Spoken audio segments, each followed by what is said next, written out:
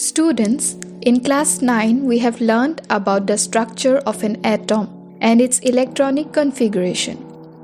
We saw that each atom of an element has 8 electrons in its outermost shell, which is called octet.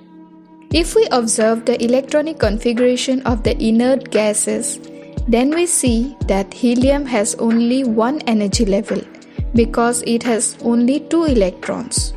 Whereas other noble gases like neon, argon, etc.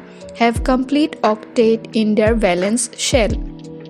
Therefore, these elements never tend to react with other elements. An atom of an element always have the tendency to complete its octet in the valence shell if it is incomplete. In a chemical reaction, if an atom of the reactant has 4 or more electrons in its outermost shell, then it receives electrons from the other reactants. And if the atom has less than 4 electrons, it transfers the electron to complete its octet. Let us understand this with the help of an example. Observe this reaction between sodium and chlorine. The electronic configuration of sodium is 281, which means it has 1 electron in its valence shell, and so it has the tendency to release 1 electron and attain a stable octet. On the other hand, if we see the electronic configuration of chlorine, then it shows 7 electrons in the valence shell. Therefore, it requires an electron to stabilize its octet. Thus, sodium forms a positive ion by releasing an electron, and chlorine receives an electron to form negative ions.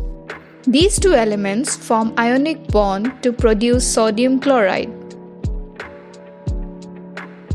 Now, if we observe the configuration of a carbon atom, then we see that it has 4 electrons in its outermost shell. So, it can lose the 4 electrons in its last shell to complete the octet. However, to do so, it would require a large amount of energy. The other option is that a carbon atom has to gain 4 electrons from another atom.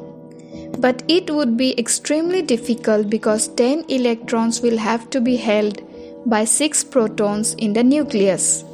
So instead, carbon comes up with a unique solution. It shares its valence electrons with those of other atoms.